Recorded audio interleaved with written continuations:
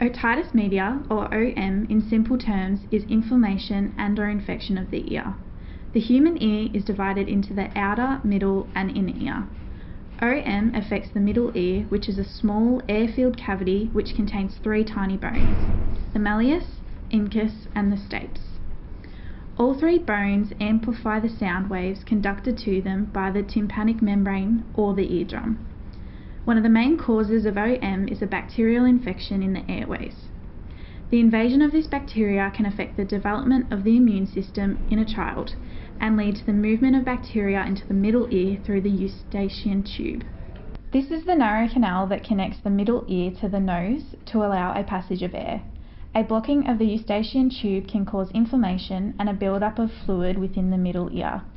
This fluid keeps the middle ear from conducting sound properly to the inner ear, affecting the hearing and speech of the infected individual. The symptoms of OM can range from asymptomatic to severe. Individuals can experience pain, fever, swelling, and discharges of pus. If left untreated, otitis media can become acute and lead to complications. Chronic suppurative OM is the most debilitating form of the disease as it causes persistent perforation of the eardrum. This can cause scarring and lead to severe consequences such as permanent conductive hearing loss. The most common population in Australia to experience otitis media are Indigenous children. Across the country, the type of OM infection may vary. However, severe OM is most commonly found in Indigenous children living in remote communities. Some studies suggest up to 91% of Aboriginal and Torres Strait Islander children in remote communities struggle with OM. Conductive hearing loss associated with chronic otitis media can dramatically impact Aboriginal and Torres Strait Islanders' lives. Many social determinants such as education, employment, income, and social success may be negatively affected. Early onset of chronic OM in children before the age of 12 months can result in delays in language and cognitive development. This delay in language can lead to poor literacy skills and slowed educational progress. An Aboriginal child's education is directly affected by the hearing loss associated with otitis media. Being unable to participate fully in class due to hearing loss can cause Indigenous children to feel isolated and stupid. Behavioral problems due to this social isolation can manifest in disruptive behavior within the classroom, resulting in poor educational achievement. If these issues continue into adolescence, early school dropout is more likely, which can increase risk of future involvement with the criminal justice system.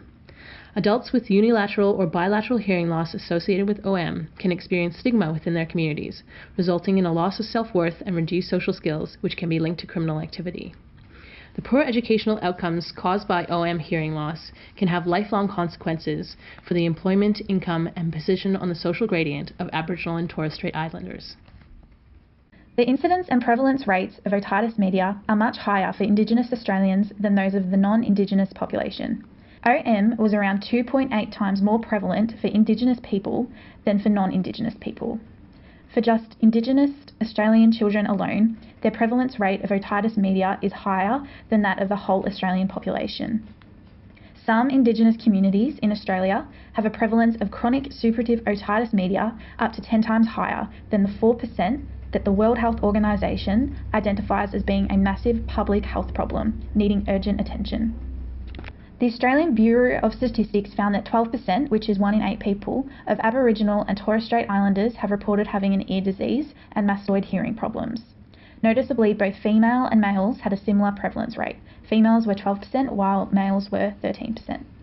In 2004 and 2005, National Aboriginal and Torres Strait Islander Health Survey found that there was a 4% prevalence rate of OM among Indigenous children aged 0 to 14 years old, compared with 2% for non-Indigenous children, and a 5% prevalence rate of complete or partial hearing loss or deafness, compared with a 1% rate for non-Indigenous children.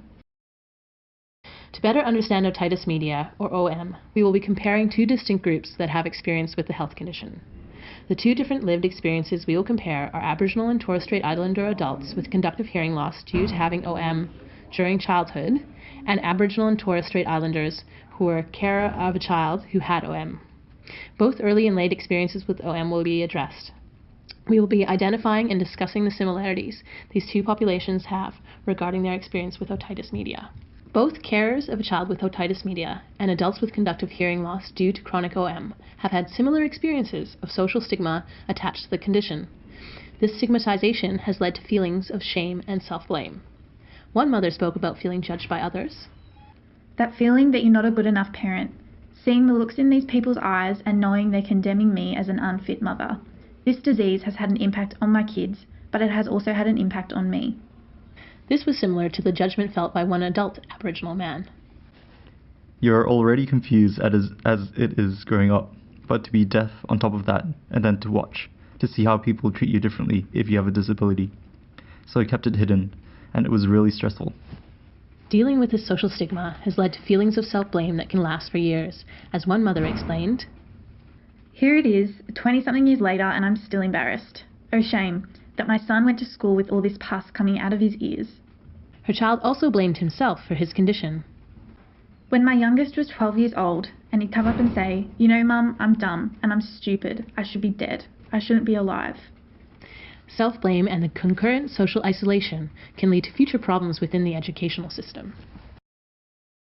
Both carers of a child with otitis media and adults with associated hearing loss have had educators mistakenly attribute behavioral issues to different causes, such as personality or poor parenting, instead of identifying the issues as symptoms of the disease. One adult spoke about how Teachers thought I was ignorant because you didn't hear people. Sometimes people would take offense to you. This Aboriginal woman spoke about how when they were a child with OM, my parents and my teachers would mistake my not answering them or reacting to them as me ignoring them or just deliberately not listening. her children's teachers also reacted in the same way as hearing problems become what's seen as behavioural problems. Parents of children with OM can be made to feel as if their child's behavior is their fault. This mother spoke about how important it is to other parents that they understand they shouldn't blame their parenting skills as the reason for their child's behavior. When I tell them that it's not your fault, the child behaves this way and they're like, "So they're not naughty." No, they're not naughty kids. They just didn't hear you, and you see the relief of the families. This mistaken attribution of a child's disruptive behavior at school can result in poor academic achievement and affect their future employment. Correspondingly, both the carers of children with OM and adults living with the repercussions of chronic OM have witnessed and experienced difficulties with employment and communication in the workplace. This mother has seen how hearing loss has impacted her children's employment. I've got 2 children. Both have had ear disease in different forms. I've seen the impact on their behaviour. I've seen the impact on their lack of concentration. One of the older ones can't seem to hold down a job, has a lot of mental health, depression issues, and the baby, the younger one, has the same issues. This Aboriginal adult with hearing loss spoke similarly about difficulties communicating at work. There have been some times when the boss had said to me, "How come this is like this? This is not what I told you." We get in a rip-off argument about what he said and what I heard and what I said and what he put across. It's a lot of swallow your pride stuff. It's about owning up to, yeah, I didn't hear that. Hearing loss due to OM can have long-term effects on the employment and mental health of Indigenous people. Aboriginal and Torres Strait Islanders suffer from ear disease and hearing loss at greater rates than the rest of Australia. Indigenous children living in remote areas are particularly susceptible. Otitis media and the associated hearing loss due to its complications can cause detrimental effects on social status, employment, education and mental health for Indigenous people. This is why targeted prevention programs and early intervention to reduce the extent of ear disease and its consequences are the key to greater improvements in Indigenous social, education and employment opportunities. This could also reduce Indigenous involvement in the criminal justice system.